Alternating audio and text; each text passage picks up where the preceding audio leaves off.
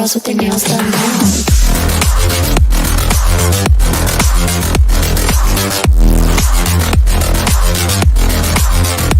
Girls with their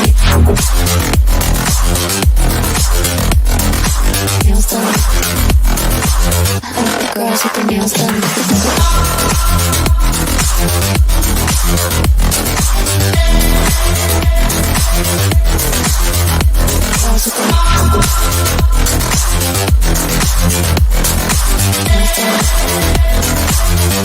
Girls with their nails done.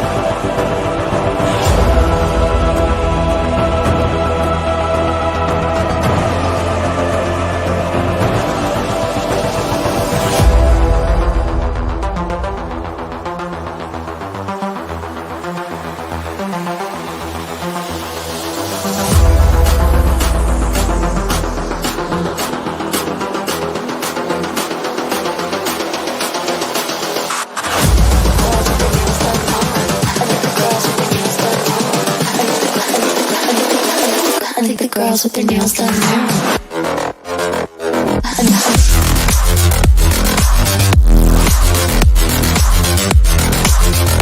Girls with their nails done.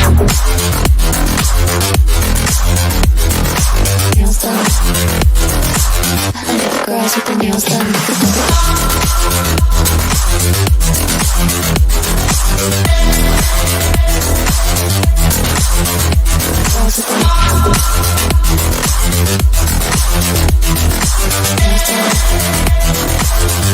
Girls with their nails done.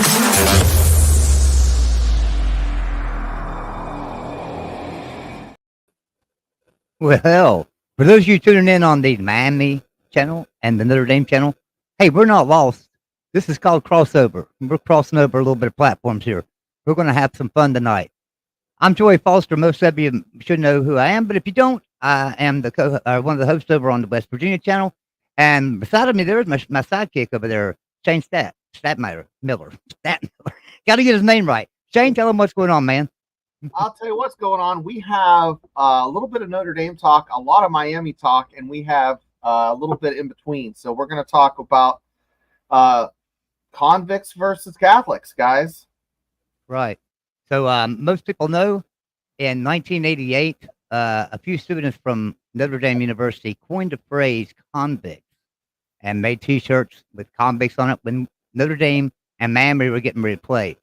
They were both undefeated, both going to be able to play for a national championship. They just needed to win the game.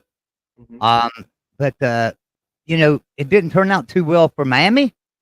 But I brought some Miami players in because not Miami players, we got some Miami guys in with us, and I'll bring them in here in just a second. Last week we did the Notre Dame. We had Notre Dame in here. We were talking to two Irish brothers. They came in with us.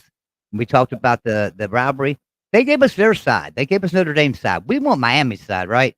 So I got with us tonight a good friend of mine, Mr. Slim Shady Canes, and also he hosts the post game show over on the Miami channel after every Miami football game. And his co-host for that show is Alex, and Alex is with us tonight too. Hey guys, nice to see you. How y'all doing? We're good. Oh, I'm great. I'm here to annoy, offend, and otherwise piss off all Miami rivals. Yeah, I mean, as the famous sign outside of College Game Day said, I may be Catholic, but I'm also a convict.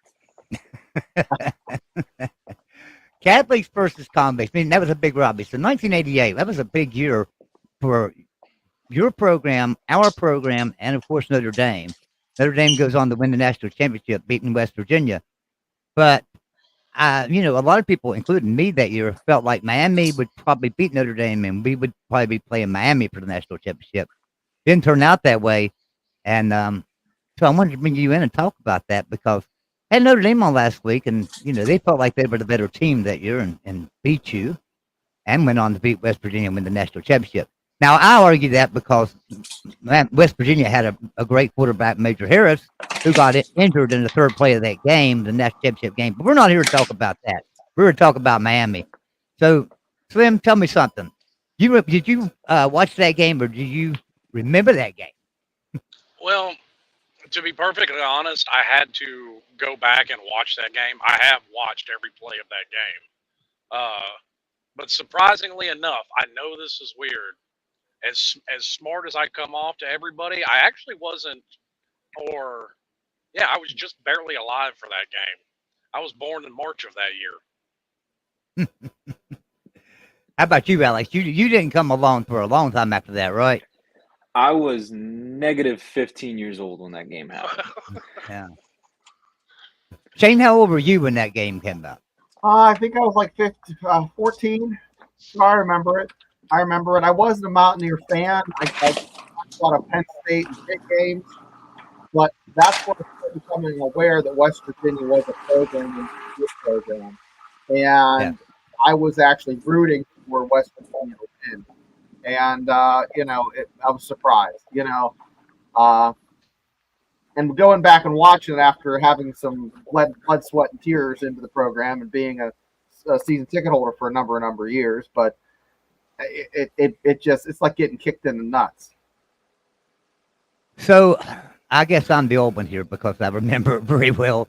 I was much older than you guys were, but let's talk about this game a little bit. It was really a good game, right? I mean, two powerhouses in football at the time, Notre Dame and Miami, were both powerhouses in football. They always have been, and so it was a big time matchup, right? I mean, it was a big time matchup. So let's talk about that game a little bit, Slim. There was a controversial call, right? A fumble that cost you the game. There was. Cleveland Gary caught what the replay showed was a touchdown from Steve Walsh. That when he extended the ball for the touchdown, the refs at the time called it a fumble. But they did later come out, and this was even put into the papers. The ref later come out and admitted after watching the replay, I botched that call. But that's what led to Jimmy Johnson's favorite quote, and honestly, one of my favorite quotes when it comes to football. That's why you don't leave it in the referee's hands. That's true. That is the truth right there. You leave it in referee's hands. Now today, the call would have been reversed. We'd had a replay and things, and the call would have been reversed. Miami would have ended up winning the game, went on to play for the national championship, and lost to West Virginia. But that's another story. Alex, what you smiling about? It's true. West Virginia would have beat Miami that year. Well, it's all hypothetical. Before Alex, I want to throw some cred to that team because if I remember correctly, didn't they play in the Orange Bowl against Nebraska? Nebraska was no slouch, and they beat them, I think, by 3 touchdowns. I can't remember the score, but I think the defense to all I remember about that team is they didn't go on to lose another game the rest of the way. No. So it's a hypothetical. Anything can happen in football. We've seen teams like Appalachian State win games they shouldn't. So who knows what would have happened in that game? Well, and to be honest, I think it's part of what led them into winning the national title the next year because people know Jimmy Johnson was out at the end of that year. Dennis Erickson came in, and that was the final instruction Jimmy left his team was don't lose to Notre Dame and win it all. And they did. Yeah, because the next year was the Notre Dame game down here, right? And then it was the big 3rd and 43 play. Yeah, that was another famous play throughout in the history of that game was I believe it was Randall Hill at Steve Walsh again at the quarterback, but connecting with Randall Hill on a 3rd and 43. I I had a family friend of mine who was actually a reporter back then. And he was talking to me about that game because he knows I'm a Miami fan, and he said to me, like, when Randall Hill caught that ball, it's the loudest he ever heard a stadium, and that you could feel the Orange Bowl actually shaking because the people were going so crazy over that play. Now, if we look at the final polls of that year, there were some really good teams that year. Yeah, Notre Dame #1 at 12-0, right? They went on to win the national championship. Miami finished at #2 at 11-1. Florida State finished at #3, 11-1. And Joey, yeah, Nebraska was 6, and they beat Nebraska 23-3, and that was a Nebraska team that was winning 50 to like something against right. squads. Yep. So that's something to be said. Well, right. And we also beat that number. We also beat that #3 Florida State, and that was right in the middle of Bobby Bowden's 15-year stretch where he didn't finish outside the top 5. Yeah. Didn't we shut Miami them out? went on Because I think that might have been the year where right after we won the national championship, the polls had FSU ranked #1 preseason, and we were pissed about it. So we shut them out. That's right. That's right. I've seen Michael Irvin talk about that now that you mention it. Yeah, they were really offended about it. They were like, so we just won the national championship, and you guys are just going to hand over the #1 spot to FSU? The hell's that? Well, material. 2007, Pitt came into Morgantown and beat us, and that was the Morons versus the Mullets. And the Mullets end up going home losing, but still.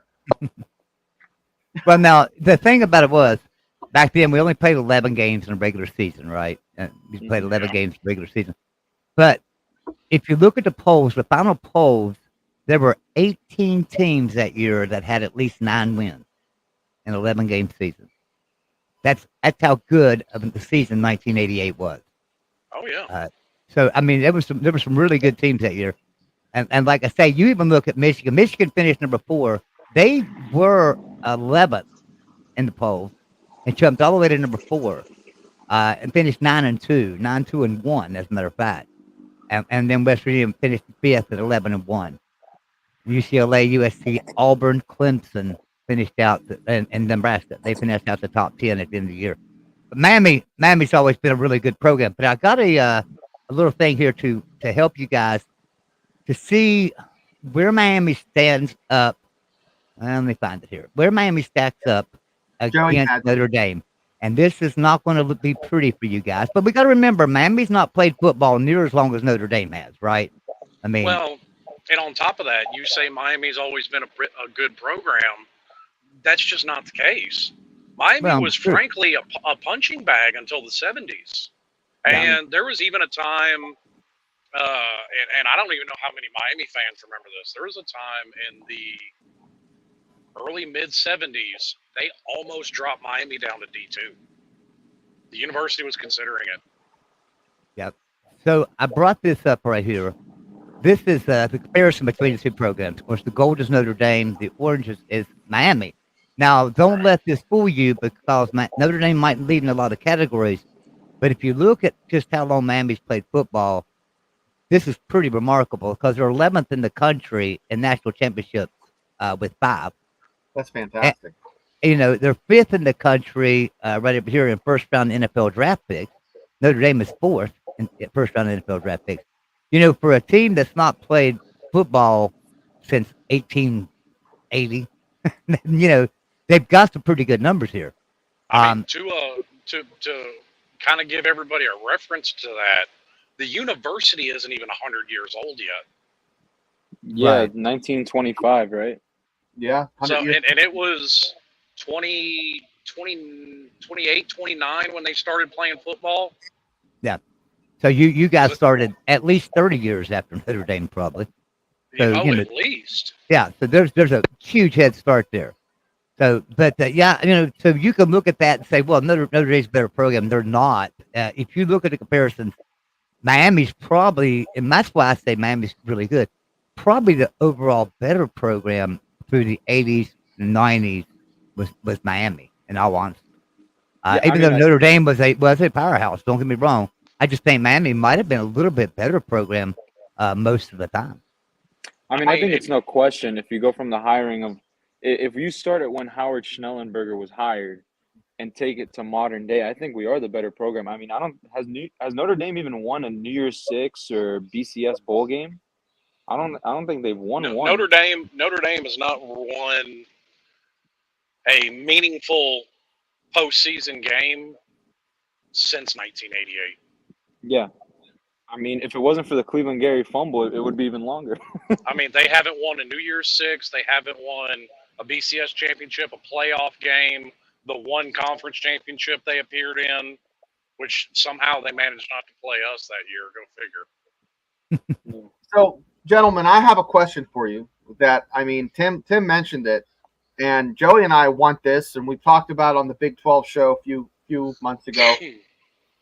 Louisville and Miami, in my opinion, are the two best picks right now, other than, of course, they say Florida State and Clemson. I think right now, like, Miami is like a barn find Shelby GT or something. I mean, they are a fantastic fit for any conference. Where do you see them landing if the ACC falls apart? And what are your thoughts? What do you think is going to happen there? Well, my first thought, considering they got their AAU accreditation last year, is Big Ten for obvious reasons. Right. That just made me think, with all the conference realignment, that's where they were fixing to head. I was right there with you, Slim. I agree with you 100%. And it hasn't happened, and they've kind of said all the quote-unquote right things publicly. They're behind the conference and everything. I'm sure they're having discussions behind closed doors. If the ACC goes away, I think the Big 12 is probably the best spot to land. I mean, everybody wants to talk about all the money that the Big 10 and the SEC are getting. From the looks of it, the Big 12 is not going to be far behind. And when it comes to all this money, I get the argument to a certain point, but you can only put so many smoothie machines and slides in your football facility. Like, I mean, at some point, a lot of that money is just going to other sports programs at your university. I mean, it just is what it is. Yeah. Right. I mean, the money, that's going to help build the Olympic sport, because let's face it, Alabama probably don't need anything else in their football program right now. I mean, Right. not the money they're getting. So they're going to be building their Olympic sports up, their basketball up a little bit more. So that's where a lot of that money is going to go. So I agree with you, Slim. Let me go out here and tell some people hi in the chat. And I apologize, chat, that I didn't come in here to start with. Timothy Green, always with us, one of our resident West Virginia fans. Appreciate you being here. Got a super chat super sticker from Falconer PRX. Thank you, Falconer. Appreciate you being here. Jackson Johnson in the chat with us. Kelly McCord, another resident West Virginia fan. Appreciate you being here. And of course, Jackson Johnson is just like posting links like crazy over here and telling people where to find stuff. Appreciate that, Jackson. You doing that for us. John Kennedy, appreciate you being here with us. We're like I say, we're streaming on West Virginia, Notre Dame, and Miami. So I do not know where all you people are, but we appreciate you. S. Michael the Heart, appreciate you being here. Gutter's Pub, that's my co-host on Monday night for trivia. We do sports trivia over on the West Virginia channel on Monday nights. Anybody likes to play trivia, come in with us and hang out. Charles Johnson, he says, let's go Canes. Appreciate you being here, Charles. Cookie Fruit says, what's up, fellas? Appreciate you being here, Cookie Fruit. Frederick Curtis Vincent, appreciate you being here with us. And I'm sure I've missed some because there's a lot of other things. There's somebody right there. Charmaine, appreciate you being here, Charmaine. Success are the best revenge. So when we end up undefeated this year, I will smile. Only because they took our natty against Ohio. Still mad years later. So, well, all right. and this is not a popular opinion amongst Miami fans, but every time that gets brought up, I say this. I go back to Jimmy Johnson's quote. You shouldn't have left it in the refs' hands. That Miami team should have clobbered that Ohio State team. Yeah, that Ohio State team, when you go back and actually look at that team, that's one of the worst national champions probably of the past 40 years. Like that was just like a team that should have been destroyed on that stage. Let me They ask you were two a much couple like of questions. us in 17. Let me ask you Yeah. two a couple of questions talking about rivalries and this rivalry between Notre Dame and Miami. What is Miami's biggest rivalry? Is it Florida State? I mean, was it Notre Dame? I mean, in the eyes of the fan, what's your biggest rivalry? I mean, it's really Florida State because Florida's too chicken. They took us off the schedule back in the 80s because we kept whooping their ass. And then Notre Dame, whenever it does come up, it is a big game. I mean, we saw it in 2017 with College Game Day there, and there was like the animosity between the fan bases, but it's just not a rivalry that's played as often. But Florida State, it's every year. It's about as even as you can get in terms of we have 5 national championships. They have 3. The all-time wins are about almost dead even. I think we lead by 2 now. Like We lead by 35. 2 in both series, Florida State and Florida. Yeah, so and it's an interstate rivalry. It's a rivalry where all the players are familiar with each other. It's a rivalry where the teams genuinely like dislike each other. So yeah, it's easily Florida State. I mean, I have no love for any Florida State. I don't care that they got screwed over in the College World Series. I don't care that they got screwed over in the college football playoff. I hope they get screwed over every year and they never win a damn thing again. Oh, I've come to ask you. You tell me if this is relevant or not.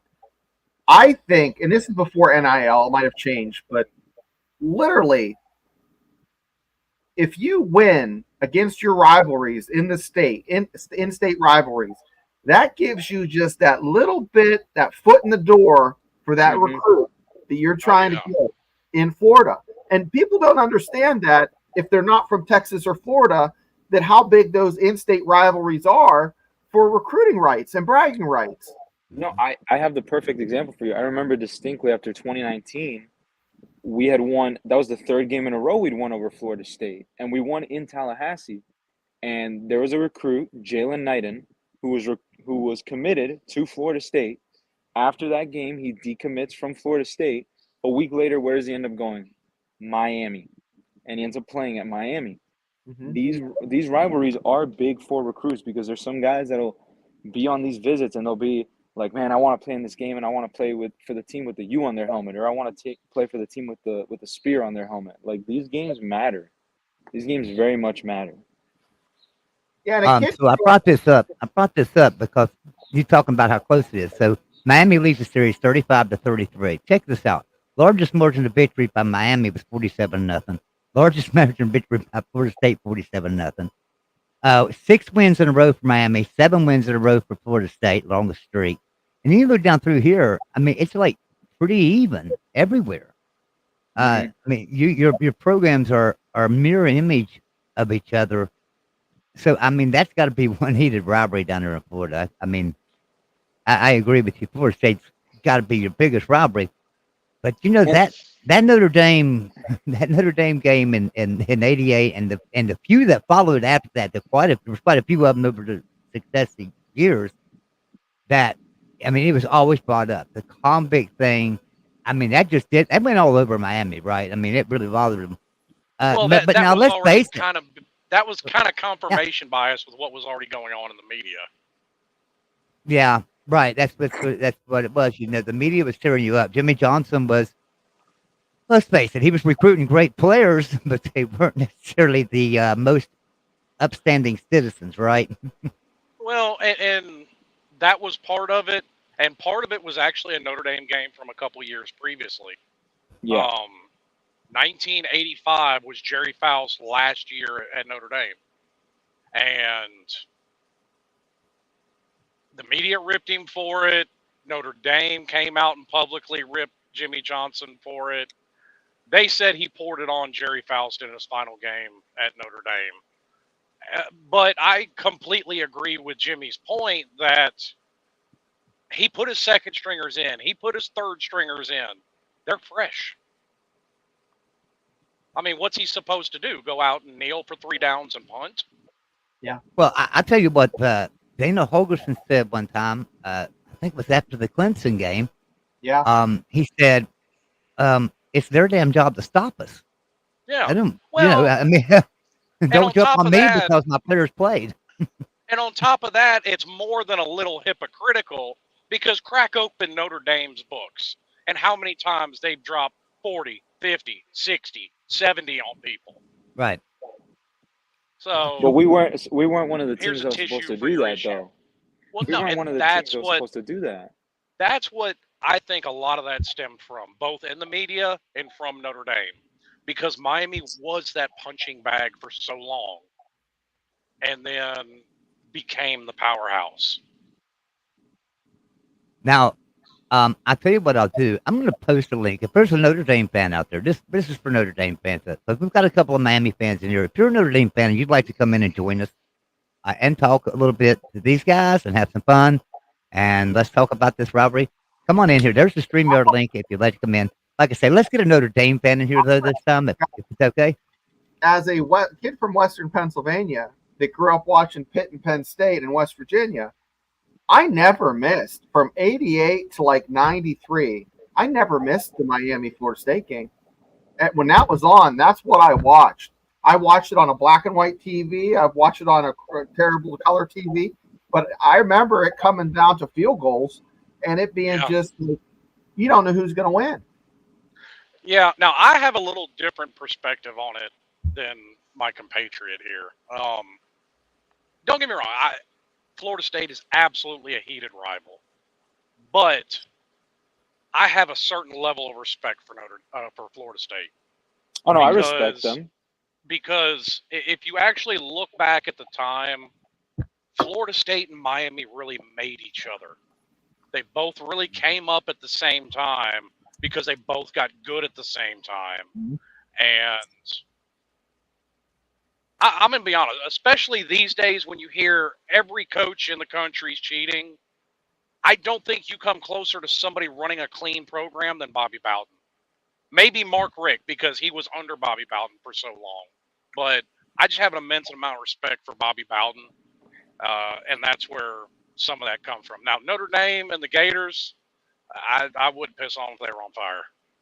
No, I mean I have respect for Florida State, but my hate outweighs my respect. That's my thing. Because I get it.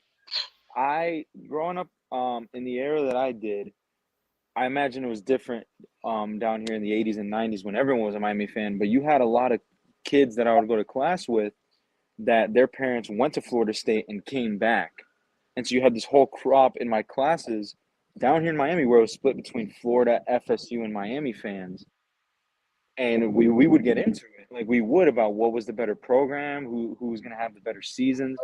And it got heated. And also a lot of my friends now go to Florida State, and I've gone up there and I've seen the campus and I've been to games in Tallahassee, and I still don't like them. I still don't. I can't stand those people at all. Even some of my closest friends, when it comes down to game day between Miami and FSU, it's just, hey, don't talk to me today. You're the enemy. Fuck you. Yeah. Now, Slim is like the most honest Miami fan I know. He really is. So, like, the last few years, he's been like, no, Miami's not going to do much this year. Last year, a lot of people were on the Miami train, and he was like, no, we got another year to go here. Let's hold back on that for right now. But this year, Slim, what do you say about this year, Slim? I've called it now since the day Cam Ward came in. Miami's making the playoffs. Miami's winning the ACC for the first time in football, and they're making the playoffs. Now, how the playoff run goes, I'm not calling that because it's still a bit early for all that. But, I mean, if you just look down the line of what they have a top 10 D-line in the nation, a top 10 O-line in the nation, a top 10 wide receiver room in the nation, a top 10 running back room in the nation, and a top 10 quarterback in the nation. Linebackers. I also think I think you've got probably a top 10 coach in the nation too. Honestly, I really do. I think Mario Cristobal's a great coach. I think he needed some time. I think he's got his stuff together now. I believe he make a run this year too. I agree with you. I think you win the ACC. I mean, I don't. Yeah. I can agree with us potentially winning the ACC, not because I think we're going to be some powerhouse, but I mean, just look at the ACC a little bit. Louisville very much benefited last year from a very weak schedule. Florida State, I'm sorry, got significantly worse. They lost so much of their production, and I've seen a lot of people still ranking them inside the top 15, top 10, which I don't understand because if you just watch any game that DJ Uyunglele has played in, he's a very mediocre to just okay quarterback, almost good. Clemson has lost players to the transfer portal and not brought anyone in because Dabo is a stubborn idiot, and we beat them last year, which that means nothing, but still. And we've done nothing but improve. So yeah, the floor this year absolutely has to be 9 wins. If we go anything below 9 wins, this season is an absolute failure. Chris Johnson says, "Trust me, the minute the old Canes come back under Mario, Fox and ESPN will find a way to schedule Miami and Notre Dame. They want Catholics versus convicts back, especially if the NBCA contract lapses." We were supposed to play Well, this year. Yeah, we were supposed to play this year, and that changed up. And y'all touched on this last week. I was listening. And that wasn't really a Miami scheduling conflict so much as it was a conference scheduling conflict because they had to reshuffle everybody's schedules when they added 3 teams to the conference. Right. So, yeah, we lost Notre Dame and Clemson off of the regular season schedule when they did that. Yeah, now we're playing Virginia Tech again. That's the bad thing about conference realignment because, we look forward to out of conference games. We get to see those in advance, right? So, like, Yeah. I know West Virginia, we're looking forward to 27 and 28. We're having a home and home with Alabama. But this conference realignment, that's probably in jeopardy. It may not even happen, So, and I know Yeah, it's I'm wondering something. about some of ours going forward because I was actually I like trying to get to as many stadiums as I can, and Miami had a home and home with South Carolina set up and a home and home with Auburn, and those I are think 2 that one is still stadiums that set I up. haven't. Yeah, well, I mean, both of them are still today, but I mean, we'll see how things are in 3 years. I mean, I'd scarcely try and think 3 years ahead in college football with as rapidly as things are changing. So, Shane has your football schedule brought up. I think it's so everybody can see it. That's pretty good. So the Yeah, that's first pretty. guys, you guys touched on it. I want to hear your take on, what do you predict for the season? What are the games you want to highlight that you're like, this is going to be a slippery slope? So I'll go with you, Shady, first. Well, obviously, I'm going to look at the Florida game first because that's a rivalry that doesn't get played every year, that gets really heated. Plus, a lot of the guys that come in, your Cam Ward, your Damian Martinez, and whoever else you want to name, whatever you think of them or how good you think they are, this will be their first game in a Miami uniform. At the Swamp. At the Swamp. So I do think we win that game. I think that game's going to be closer than it has any business being because of the fact a lot of these guys haven't taken a snap in a Miami uniform. Mm-hmm. Well, what was it? Was it last year that Utah went to Florida? Was that last year? Utah went to Florida game one. Florida went to Utah last year. Florida went to Utah. Year before Utah went. By the way, that was their first road non-con game outside of the state of Florida since 1992. Yeah, I remember you talking about that in a show one time, and I didn't know that. I looked it up, and you were right. I couldn't believe that. Their first non-con game. Their last road non-con game during the regular season, not neutral site. Their last road non-con game during the regular season was Syracuse in 1992. Holy cow! And that's that's a sorry excuse of a road environment too. They lost. They lost to Syracuse, and they went to Utah and lost. So don't expect another one anytime soon. Yeah, they're not leaving Florida anytime soon, all right? Not for non-con. I mean, they're playing down here next year in 25. Yeah, but it's in Florida though. That's the whole point. Like all their conference games on the road, whatever. They will not schedule a non-con game on the road. It's either neutral site or it's in the state of Florida. That's kind of crazy. There's some games which is here almost a neutral site. there's some games I highlight on here that I'm going to go over and just get your opinion. But I want to go game by game with each of you guys. But Alex, what do you think about the A&M, the Florida A&M game? Snowball chance in hell, right? No, we're gonna get crushed.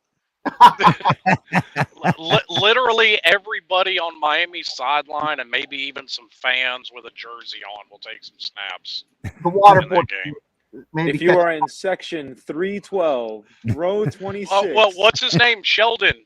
He's the famous Miami fan that he is in full pads and jersey in the stand. They'll probably pull him out of the stands and let him take a snap in that game. he might have years of eligibility. 8 years is the new typical, so is the new standard. Yeah, Shelton, right. you are the starting wide receiver for the Miami. Yeah, you guys going to shit your britches if the final score is like 31-30 or something. You barely pull it out. Probably would, to be honest with you. And I'd go, Mario, what are you doing? But a 6 o'clock game, that'd be a fun game at home. As far as tailgating, if it's 8 o'clock, you're going to be too shitty and you're going to pass out. 6 o'clock, you might be able to at least remember the first half, right, boys? Right. Yeah, I've been to a few of these FCS games, and they're always just, all right, how fast can we get shit-faced before this gets out of hand? What happens in a lot of these games, too, because it's South Florida, it literally rains every game. Yeah. And what a lot of people don't know, there's actually, 3 or 4 nightclubs inside Hard Rock? So people leave the stands when it starts raining and go watch the game in the clubs. Yeah. We know that's going to be an easy win. Quickly, Yeah. I want to touch on the Florida game, though, Okay. because I think what especially makes that dangerous, outside of the fact that it's a lot of these guys' first game in a Miami uniform and it's in the swamp. Look, let's face it, Florida is going to be a terrible team next year. They're probably going to go 4-8. Yeah. But they're not going to be affected by any of that on the first game. They're still going to have hope. Their fans are still going to have hope. They're going to show up, and they're going to want to put everything on the line before things get bad. If this game was played in November in the middle of Florida's death row schedule, I say, 49-10 Miami. It's a blowout. No one's even going to want to be in the stadium because they're already 3-7. But the records are 0-0. The score on the season is 0-0. Billy Napier is desperate to save his job because all offseason, what has been the talk? After this year, Billy's gone. He's going to want at least one big win on the year, and Miami's his best chance at that. And So since you bring it up, I want to touch on that. I'm not entirely certain Billy's gone at the end of the year because it came to my attention that they're paying Dan Mullen through 2027.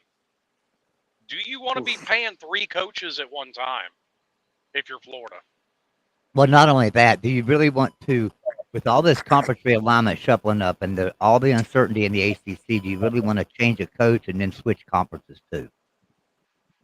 That's another thing to think about too. So, I'm not saying that Florida is going to be switching conferences, but you don't know who's going to be coming into the SEC, who their schedule is going to be the next year, and if let's just say Miami ends up in the SEC and Florida's and Miami are going to be scheduled, there's some familiarity there. I don't know that anybody, outside of maybe Baylor, I think if Dave Aranda loses again this year, I think Baylor's going to be switching coach.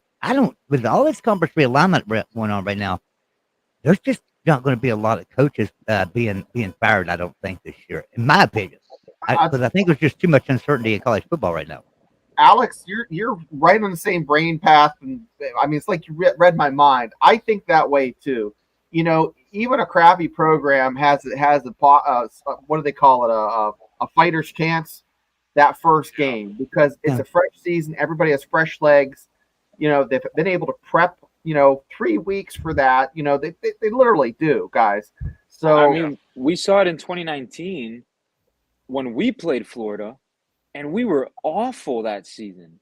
That offense couldn't score. It was the Dan Enos year. It was Manny Diaz's first year. Yeah. We had a game where we beat Central Michigan 13-10 or 13-6, something ridiculous. Yeah. But we were right up there with Florida, and they went on to win the Orange Bowl.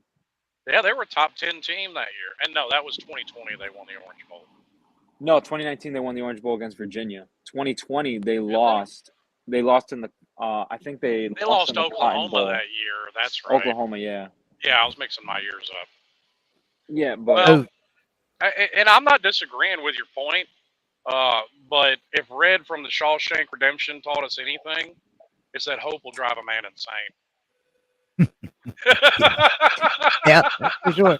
You don't want to be Well- bagging groceries and then hang yourself from the, you know what I'm saying? If now, I will say this: if Miami beats the mortal crap out of Florida at Florida, yeah, Sunbelt Billy's probably going to be gone for sure. Yeah. All right, your next game after Florida A&M is Ball State. Another pretty easy game for you, I think. I mean, I don't see you having any trouble with Ball State.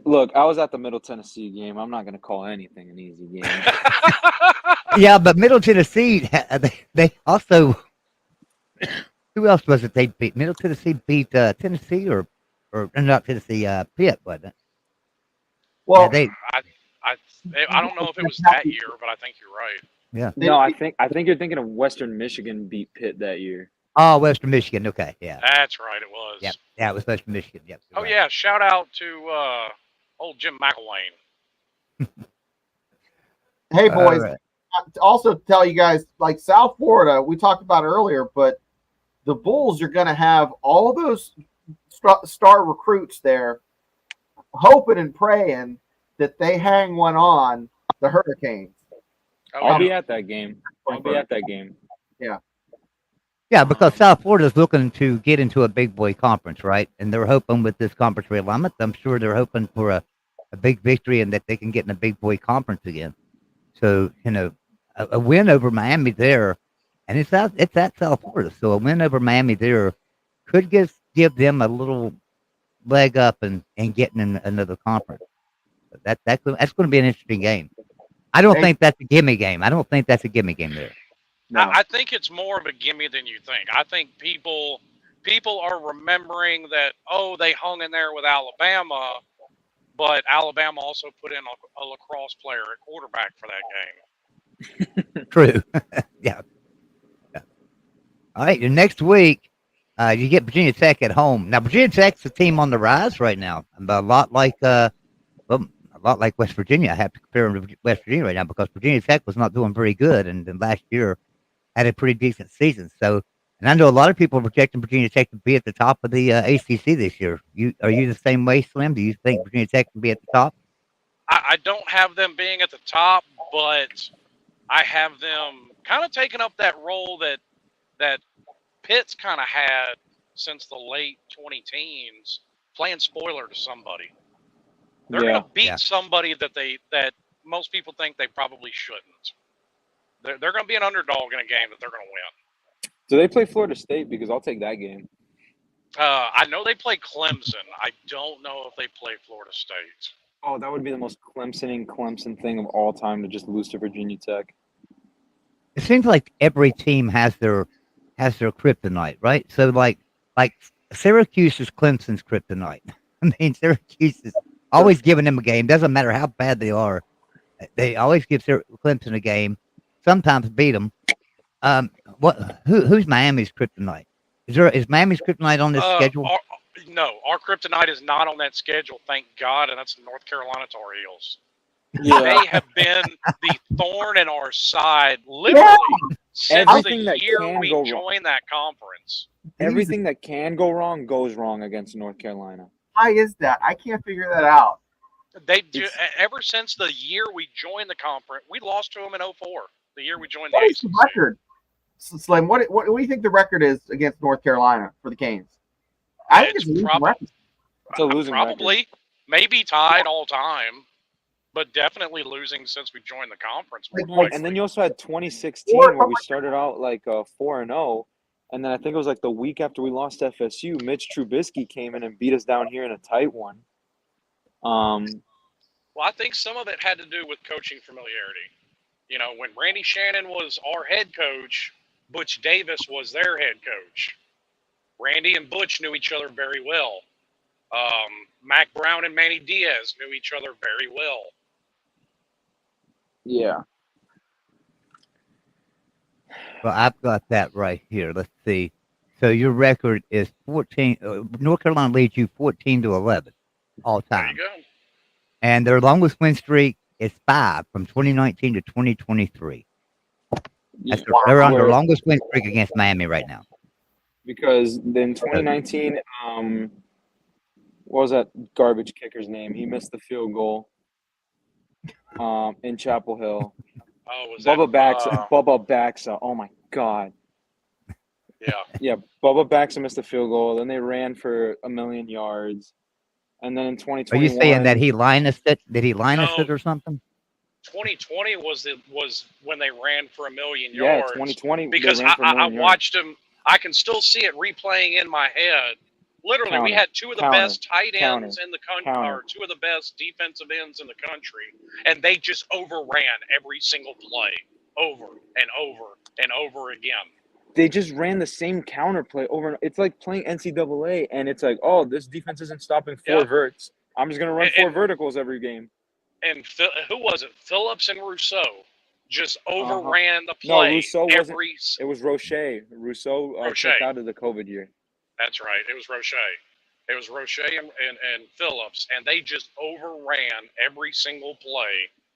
And North Carolina just kept running the same play over and over.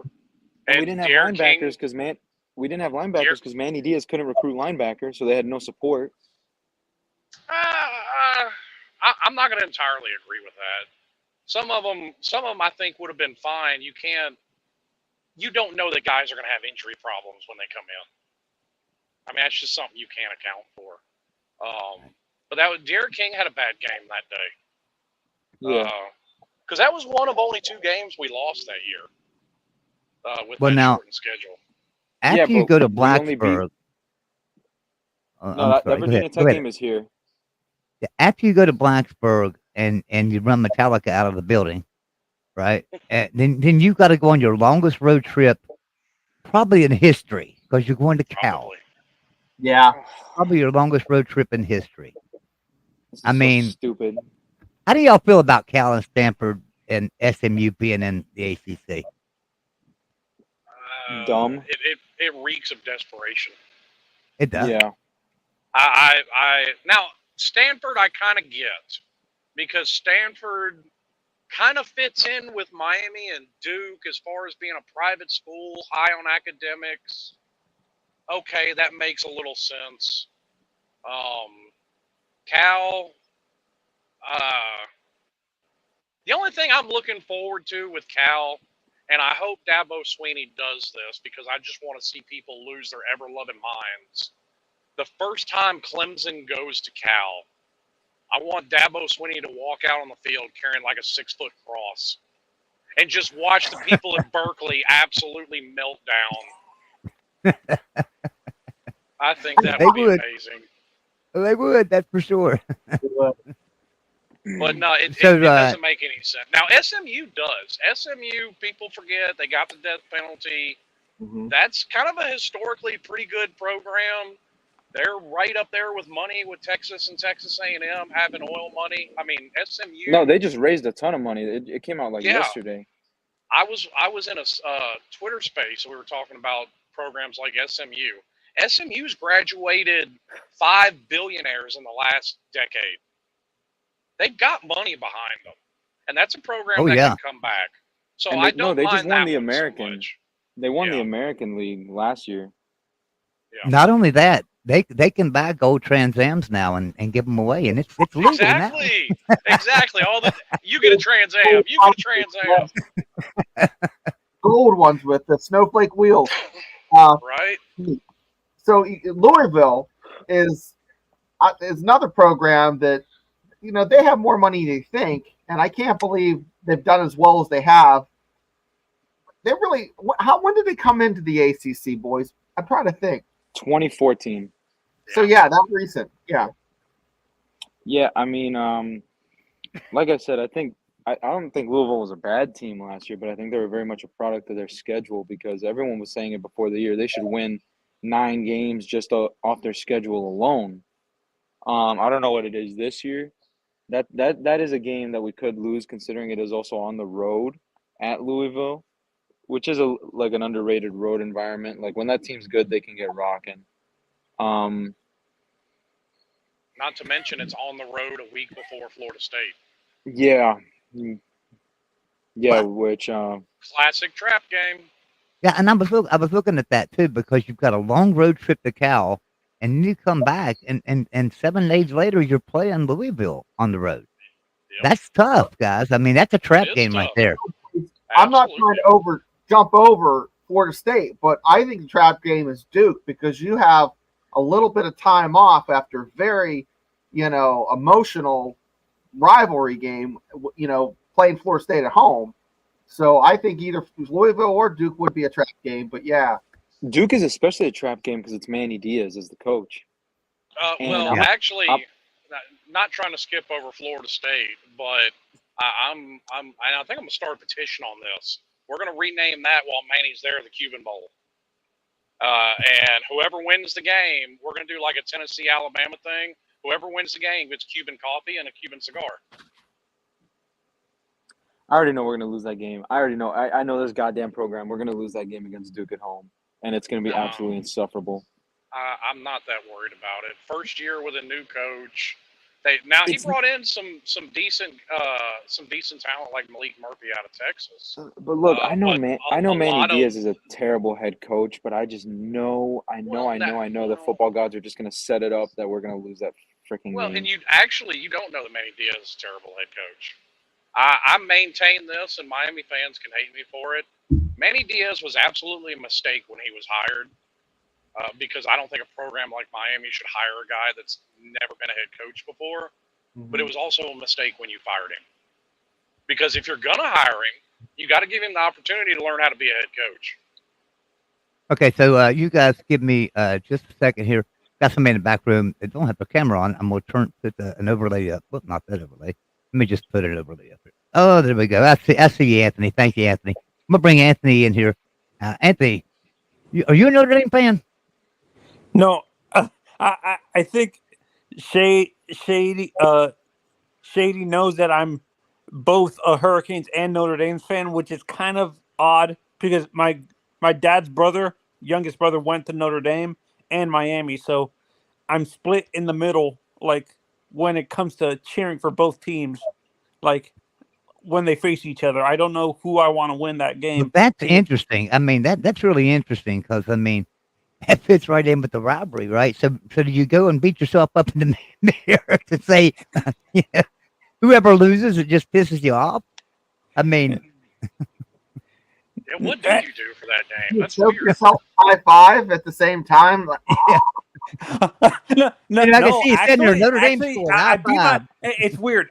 I'm a fan of both teams, but I beat myself up if Miami loses that game more because I grew up in Miami and Oh. stuff like that. Like, so I'm fans of both teams, but it would hurt me more growing up in Miami that the Hurricanes lose that game than Notre Dame because I'm not from that area up there. let me say, Jackson, I see you in the back room, buddy. Just hold on back here a second. Hey, Joey, I'm going to pop off here at 9, so bring Okay. Jackson. Okay, that sounds good. Bring Jackson on. Jackson, I'll bring you on here as soon as Shane pops out there. Uh, Come on, Honestly, co-host. with the issues with Florida, like Shady, I understand what you're saying, but the issues with Florida, what was Florida's having, I honestly think we blow them out in Gainesville because I don't think they don't have the talent to catch up with us. Really, Well, let's not act like Florida's not a talented football team. They absolutely are. They have talent. They have talent to do a whole lot better. You think it's a coaching? Yeah. Well, absolutely. I mean, Billy's making a classic G5 mistake. Billy. Billy's making a classic mistake that most coaches don't make anymore. Especially in the Power 5 level, it is next to impossible to be both the head coach and the coordinator. Lane Kiffin seems to be the only one that can really pull that off. Hugh Freeze did it. No, Hugh Freeze didn't. Hugh Freeze's best success has been at Liberty. I thought he did it at Ole Miss the first go around with him. they were okay when he was at Ole Miss. People just remember it fondly because he beat Nick Saban twice, and it kind of gets overblown. So Lane Kiffin, you think, is the only coach that's successful at the Power 5 level? You see that more at the G5 level with teams like Right Houston now, or something. yes.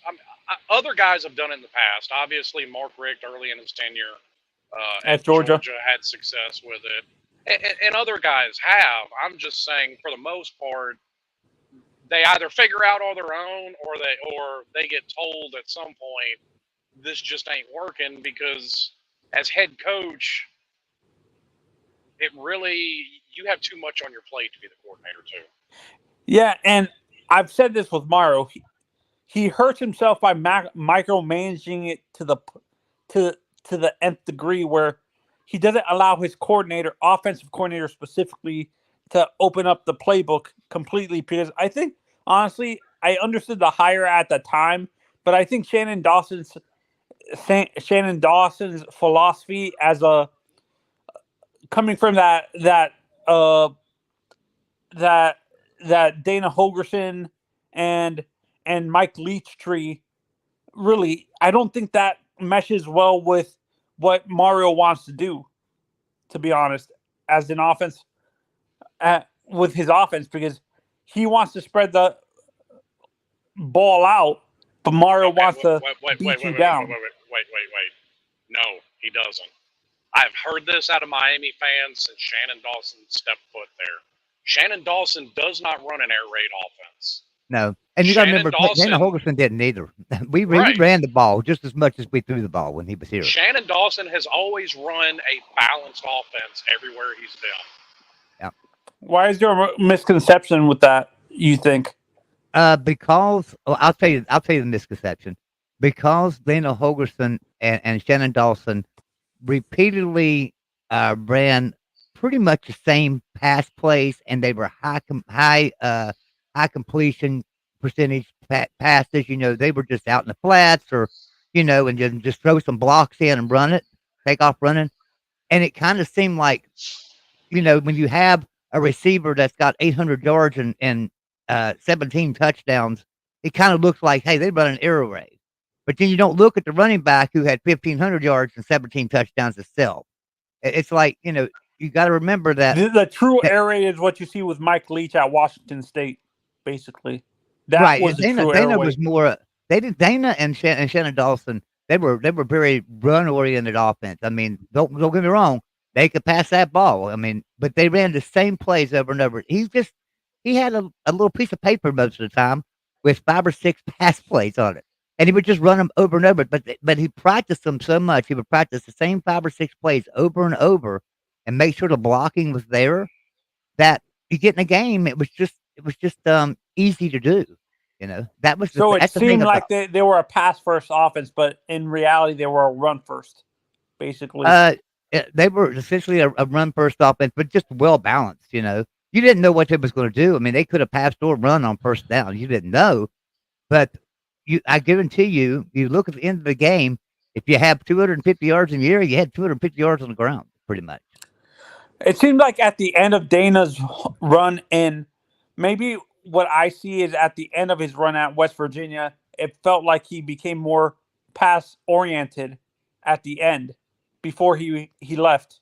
Is 2017 and 18, you got to remember, he had Will Greer, and we had good running backs, but they weren't as strong running backs as we had in the past. Or like you didn't have a Tavon Austin or something like that, or they were clearly trying, because I remember that year they were trying to give Will Greer the Heisman. Yeah, they were trying very hard to get. So they were definitely trying to highlight Will Greer in that offense. Right, and you've seen that game 1 against Tennessee. I mean, we were beating Tennessee, beating them pretty bad, and we got down to the 6-yard line and threw a pass for a passing touchdown. That was just not even really needed. But it was a Heisman throw. They was just trying to make the case for Will Greer to win that Heisman. I mean, same exact thing as Jaden Daniels not coming out of the game against Army last year. He padded his stats. They were trying to get Jaden Daniels the Heisman. Let's go back to the schedule for a second, because like we said, we talked about Louisville and stuff, and Duke as a trap game. Neither one of them are really trap games, because Florida State's scrunched right there in between them, which is Right. like your biggest rivalry. Let's talk about that one in a minute. Let's go on to the bottom three here: Georgia Tech, Wake Forest, and Syracuse.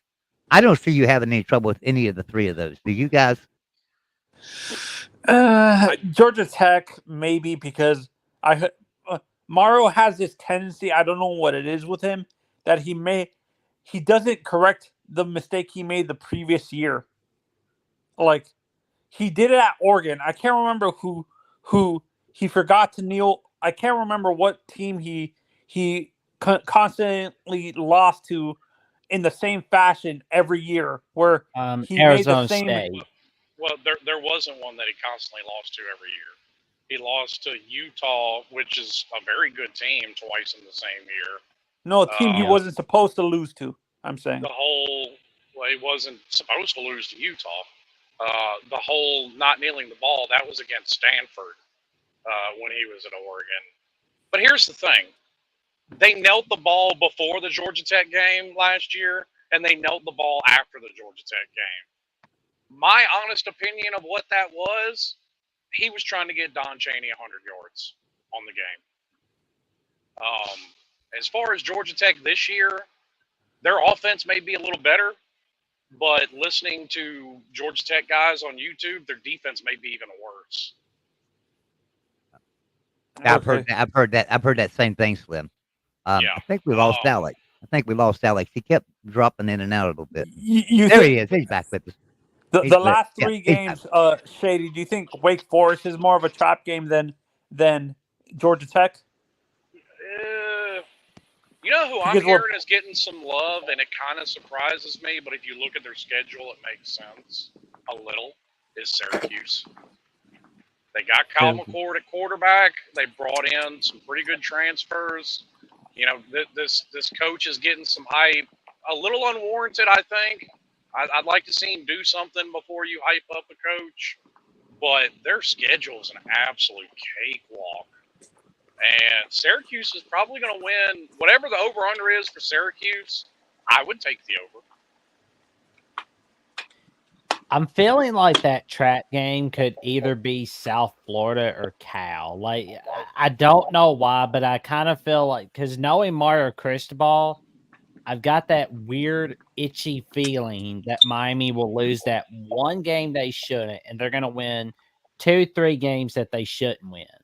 Like, Florida State is going to be – they could win that game, and then next thing we could see them go down against a Cal or a South Florida. I hope I'm wrong, but that's just what we've seen from Cristobal over the past few years. Here's my problem with your statement. Okay. Name me a coach ever in college football that hasn't lost games that they shouldn't. Every coach loses games they shouldn't. Every single one. Yeah. Every game Alabama's lost for the last 15 years, they were more talented than, and they were better coached than. That's true. Just a fact. Very true. I thought they lost to like a G5 team or something. They did Nick Saban's second year there. No, that was the first year. We lost to Louisiana Monroe in the first year of the Saban era. We lost to Utah in the 2009 Sugar Bowl.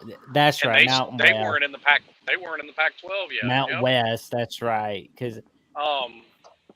But I mean, that's my overall point. Every coach, even the quote unquote greatest of all time, loses games they shouldn't lose. So I don't buy that argument. It doesn't hold a whole lot of weight with me. And number two, I think Mario's quote unquote reputation is a little unwarranted. Because if you think about it, what was the knock on him at Oregon? He had a talented team, and they put playoff and possible national championship expectations on him every year. What other coach, their first Power 5 job, have we done that to in their first 3 years? Kirby Smart? No, those expectations weren't on Kirby Smart. And yeah, he did in his first 3 years, but he also didn't make the playoffs again for another 4 years. How about the guy? How about the guy who got fired at LSU? What's his name? Ed Orgeron? Orgeron. Well, I mean, look what he did. He won a national championship and then won 5 games the next year. My whole point is, I think some unfair expectations were put on Mario in Oregon. So it's a little bit of a really unrealistic expectations that led to kind of a bad rap that's really unwarranted. Alex, I want you to get in here. Tell me your thought on the last 3 games: Georgia Tech, Wake Forest, and Syracuse. Yeah, I'm sorry I was muted and off camera. It's just I had to feed the That's all dog right. and I didn't want Oh, to that's hear. fine. But so Georgia Tech, West Virginia, and Syracuse. No, Georgia Tech. Wake Forest. Yeah, if you played West Virginia, you know that you could chalk up a loss. We'll just say Georgia Tech, Wake Forest, and Syracuse. We'll put it that way. Don't make me get on you, Joey. I hope we beat the dog shit out of Georgia Tech, especially after the way that game ended last year. Slim, you remember my famous rant on the way home from the stadium with that game. But that should be a win. I know people. Some people are like decently not high, but like they have some decent expectations for Georgia Tech. But they should absolutely beat Georgia Tech. We should have won that game last year if it wasn't for the stupid knee and then them ruling Don Chaney down when he wasn't down. But whatever. Wake Forest, I don't know too much, but that should be another win. And then Syracuse could be interesting. I feel like that's one of those 3 games is going to be what Jackson was talking about. That's right. I can't see it small. That's your So name, are right, you guys Jackson? on Fran Brown? Fran Brown's the Syracuse coach now, right? Fran Brown. So are you guys on Fran Brown? I think he can do good. Only time's going to tell. I think he did good in the portal this offseason. I think he did good bringing in a quarterback. And I think they have like I said earlier, a really easy schedule that lines up for them to win more games than they probably should. But it doesn't. I think we may get a false impression on how good they really are. So Anthony, I'm gonna let you ask another question. I've got a Notre Dame fan in the back room, and I want to bring a Notre Dame fan in. If that's okay, Anthony. So, my trap game. Actually, whoever said it was a Cal game, I agree because we have to travel all the way to the West Coast, and it seems like when Miami has to go to the West Coast and come back, we struggle. Like our team struggles a lot. Like I don't know what it is with West Coast games where they seem very sluggish and they end up getting blown out. Not blown out, but the game is close, but they're not supposed to lose that game and stuff like that.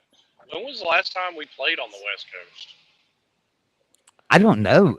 Have you maybe played on the West Coast? I don't play Pasadena. Cal in the 80s. Well, we played Cal in the late 90s. Because I thought we always played USC. I thought we always used to play USC in the 2000s.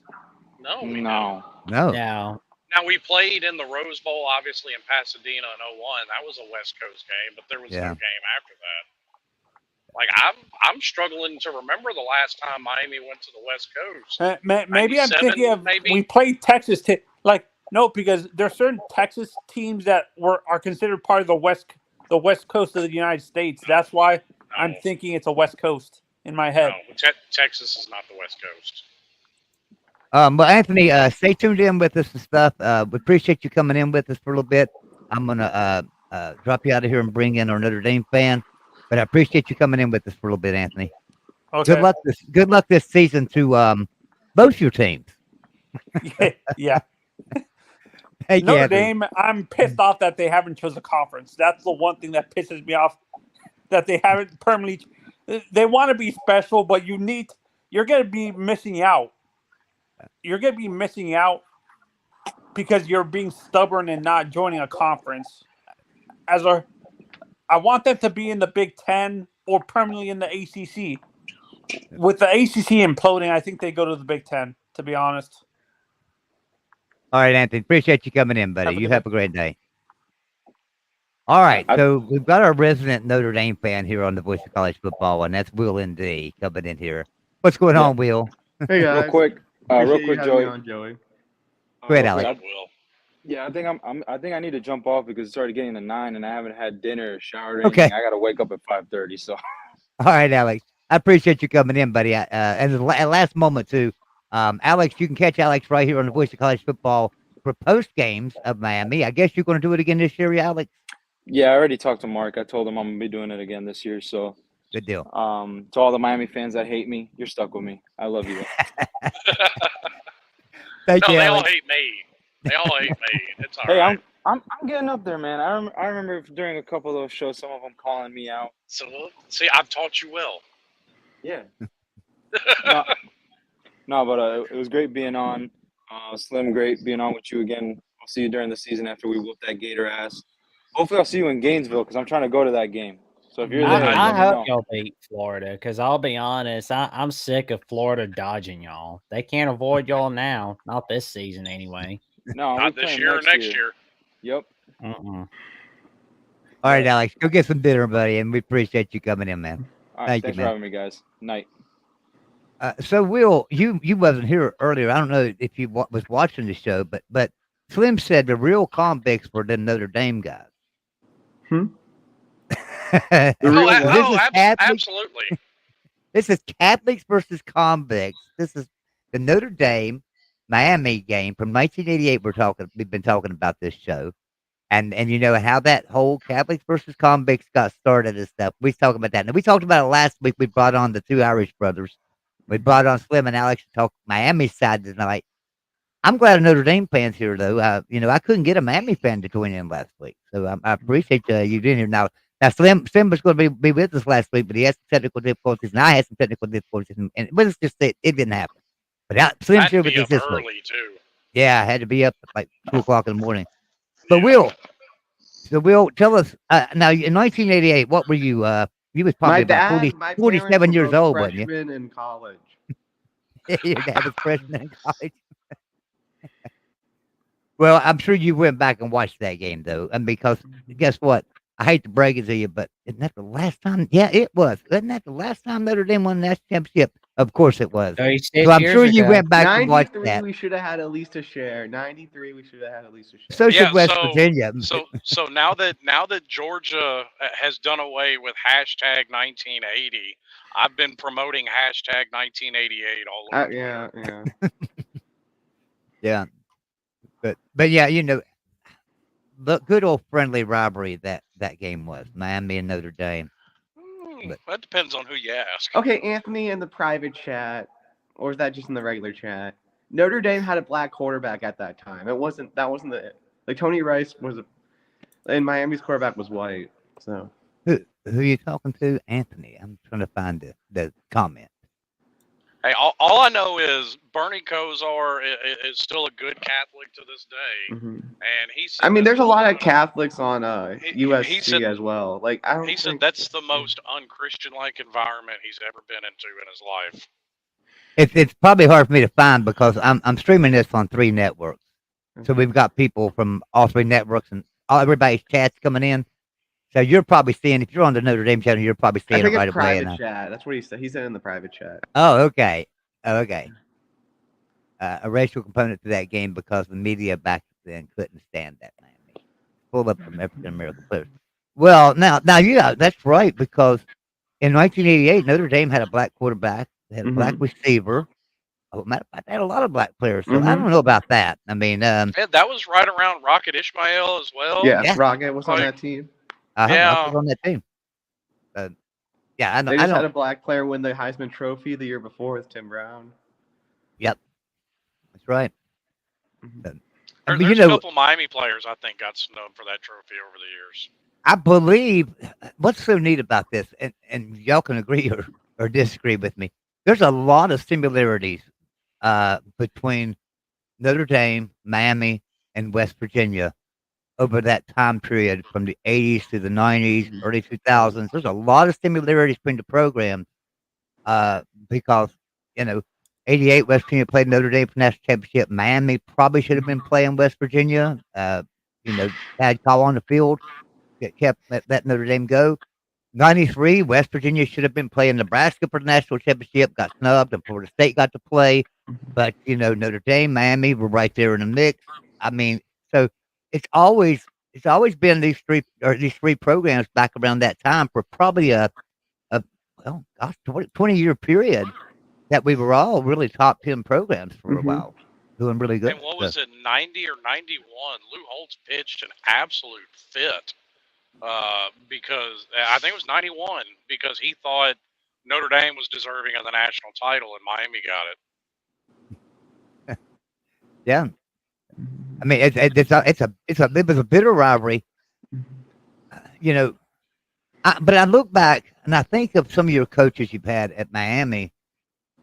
Jimmy Johnson was such a good coach, but like I said, he recruited great players. They just weren't the most upstanding citizens in the world, that's for sure. But they were such good players, and he was a great recruiter to that aspect. Don't forget, Jimmy kind of came in there with a chip on his shoulder. Jimmy was at Oklahoma State before he was at Miami. So he's there. He's the head coach at Okie State, getting his brains beat in by Oklahoma and Nebraska every year. So he kind of came in with a chip on his shoulder, and he was the one that really brought that aggressive 4-3 defense to Miami. Yeah. And really gave them their defensive identity. Yeah, Oklahoma State was not real Jimmy good. Johnson and Pete Carroll are probably the two best. I mean, I would put Pete ahead of Jimmy slightly. Actually, I don't know. Jimmy won more than one Super Bowl, though.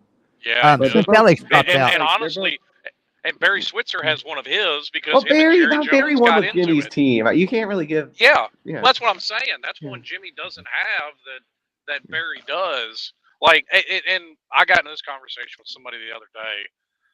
Like, I won't argue Nick Saban, greatest college quarterback ever, but in my opinion, Pete Carroll and Jimmy Johnson are in a league all by themselves because they're the only two to really win it at both levels. Imagine if the CFP was around when Pete Carroll was coaching. Pete would have won more for sure. Jackson, I agree. I think Pete Carroll should have been in more. Yeah. Now here's an interesting thing for you, and I've actually tried contacting people at the College Football Hall of Fame over this. Howard Schnellenberger does not have enough wins to qualify for the College Football Hall of Fame. Ridiculous. That is an absolute travesty. Since Alex had to drop out, I'm going to bring Anthony back in. Since Alex had to drop out, go ahead.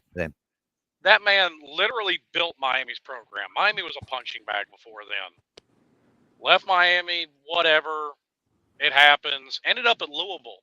Completely resurrected Louisville from the dead. And he built Florida Atlantic. Yeah, and then in the twilight of his career, literally built the Florida Atlantic football program from scratch. Did he go to at some point? I thought he went to USF at some point when they were a good. No. I thought he coached at USF or something. Another. No, he coached at Oklahoma. He flamed out at Oklahoma. That's probably the reason why he's not in. But I still think what he did. But he also won a national title. No, what was it? 1983. Well, talking about. Well, no, actually, I was talking about Howard. You go through. People look at coaching trees all the time. He was under Bear Bryant, Don Shula, Blank Collier. Yeah. I mean, these are legendary coaches that he's learned under. That's a man. I'm gonna figure out. I'm gonna keep bugging the College Football Hall of Fame until they let him in because I just think that's a travesty. You know, I think Jim Levitt's who you were trying to think of. I believe Anthony from US. I got a list for you to where you could bug the CFB Hall of Fame for some more people. Mike Leach is another one. Mike Leach, yes, is absolutely. Now, I think Mike Leach is going to end up in anyway. I don't think. Is Mac Brown in the Hall of Fame? I think he's still coaching. I think that's the reason. Yeah, he's still coaching.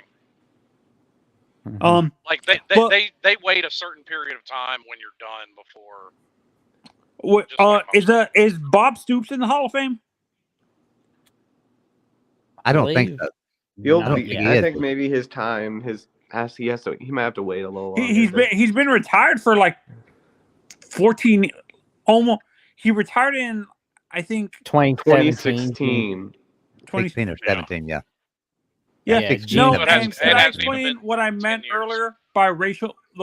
I know that Notre Dame had a lot of black players. What I meant is the national media couldn't stand Miami because most of these kids were coming from the inner city, and they were being so successful. And the person that these kids were acting all like. I think the excessive celebrating, I think, was what made the national media hate Miami. Well, no. Listen. Miami fans need to let that go. Michael Irvin said it best. They were some bad boys having a good time. Yeah, no, and what is a double standard to me is what is a double standard to me also is they complained that Miami blew out. I can't remember, was it Oklahoma or someone? No, And- we talked and- about that. They blew out Jerry Faust in his last game at Notre Dame. Mm-hmm. We talked Yeah, about that. no, and they complained that Miami blew out teams when, if you look at the track record of Notre Dame or Michigan. Well, Notre Dame didn't play a bowl game. That's why they blew teams out more than. Bob Stoops, Hall of Fame in 2021. Well, and that's exactly the point we brought up, though. It's like, okay, I don't care about Miami blowing out Jerry Faust because Notre Dame, Oklahoma, Nebraska, Alabama, crack open their books. They've all got 60-0 wins over people. Whatever. Stop crying. Yeah, and in the private chat, I said something that to me, Michael Irvin said in the 30 for, I can't remember which 30 for 30 he said it, that the reason why the majority of the inner city kids that went to Miami got along with Jimmy is because of the fact that Jimmy said it in the 30 for 30 that he was the first, these kids got along with him because he was the first person in his family he understood the fact that they were the first kids in their families to go to college and stuff like that. And Jimmy was the same way. He came from, like, I can't remember. He said he came from somewhere like out in the middle of nowhere in Arkansas or somewhere. And he said he played at Arkansas. He's from Oklahoma. Yeah, from Oklahoma. So yeah, no. Irvin said that that's the reason why some of these African American kids from the inner city got along with Jimmy because he understood the fact that these kids were the majority of their families never went to college and stuff like that. So Michael, it was like a father figure to them, and he understand where they came from because he was the same way. He said it himself. None of his family went to college and stuff like that. I do need to break in here real quick. Because Slim, I had asked Slim to come on the show and told him it would just be an hour, and we've been an hour and 25 minutes. So, Slim, I know you probably got to go to work in the morning and stuff, and I don't want to keep him up because he drives a truck and things. And so, I tell you what I'm going to do, guys. Go ahead and we're going to go ahead and call this show a wrap for tonight. Can I ask one more question? This is a Thursday crossover show, so we will be back because we'll be crossing over with things. But go ahead, Will. Slim, what record do you think Miami needs to have a successful season? No less than double-digit wins. Okay. I think the talent's there. 12-1. I'm not going to pick us to go undefeated because just me personally, I don't think anybody can go undefeated. It's hard to do. Mm-hmm. But I agreed with Alex's take earlier about 9 wins until they got Cam Ward and Damian Martinez. Cam Ward doesn't have to play hero ball, not with that running back room. Mm-hmm. So I think anything under double-digit wins is a disappointment season, in my opinion. And I've actually picked Miami to win double-digit games and win the conference. All right. Well, Will, Anthony, Jackson, Slim, I appreciate everybody coming in with us tonight. This is called Crossover Thursday. I'm Joey Foster from the West Virginia channel. We're going to be doing this on Thursday nights over on the West Virginia channel, and we'll be crossing over to other networks if we have. We'll be talking about different rivalries. We want to do this every Thursday, and it's been a lot of fun. I've enjoyed the last 2 weeks talking to Notre Dame. Hey, Joey, could I ask Will a question? Sure, go ahead, Anthony. Will, I'm a Notre Dame fan like you are, and I'm a Miami fan. But do you agree with me that Notre Dame should stop acting all special and join a conference eventually, because they're going to be left out because of them being stubborn and not joining the Big Ten or the SEC and stuff like that? Do you agree with me they should join a conference already? I mean, I think that the school just wants to keep its tradition going. I think they'll join the Big Ten eventually within the next 5 years. I don't NBC think so. I don't see it. NBC will that have a lot to do with it. Yeah, 'cause, NBC, I think, will get to choose what conference Notre Dame goes into, and I think they'll go to the Big Ten because NBC has a contract with the Big Ten. Will's Well, young, that's and why I don't. Unless they can get out There's of their a- ACC contract, they're not allowed to join any other conference Yeah. right now. Right, Mhm. right. There's Yeah, a but heated I rivalry, doubt though. the ACC's There's gonna a last this long. really heated rivalry, and it's another show we can talk about because it really has nothing to do with. It has to do with football, but don't have to do with football. There's just this bitter rivalry between Michigan and Notre Dame Mhm. that we could sit and say Notre Dame joined the Big Ten.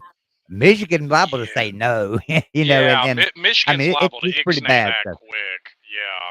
Yeah. Who does Notre Dame so- hate more, Ohio State or Michigan? I hate Michigan, I both, think. but it's Michigan. I think Michigan. yeah. And I'm talking administration wise now. Fan wise, Ohio State. I think administration wise, I think maybe Michigan. I hate Yeah, I hate I've Michigan more said- than I hate USC. I've said that before. I've even had conversations with Golden Blue Dude about it when he was doing his realignment videos. There's so much still bad blood between Notre Dame and the Big Ten. I don't see that one happening. I think, and I think it would actually be better for college football. That might be what keeps the ACC afloat. And honestly, I think as many conferences can stick around, is better for college football. I agree. All right, guys. Thanks Well, for like I having said, I me on. appreciate everybody being here. Stick around in the back room if you want to for a second, and we'll talk for a little bit back there. Everyone have a great night, and we will see you next week. I don't ever slow up, no I don't take shit. I got no love for the fakeness. If you wanna play tough and wanna hate this, I'll always show up. I don't ever slow up, no I don't take shit. I got no love for the fakeness. If you wanna play tough and wanna hate this, I'll always show up and make a statement. I don't ever slow up, no I don't take shit. I got no love for the fakeness. If you wanna play tough and wanna hate this, I'll always show up and make a statement. Everything I do so instinctive and so passionate. Every word I move so descriptive like an adjective. I got a vendetta against people who patented being negative when you should be getting after it. I got facts over tracks, this and that, spitting slow, spitting fast. I could roast, I could gas, think I'm okay at last, but I don't know if that can erase all the past and the pettiness. A reflection of the emptiness, hilarious. You think you're with my time, you're delirious, mysterious.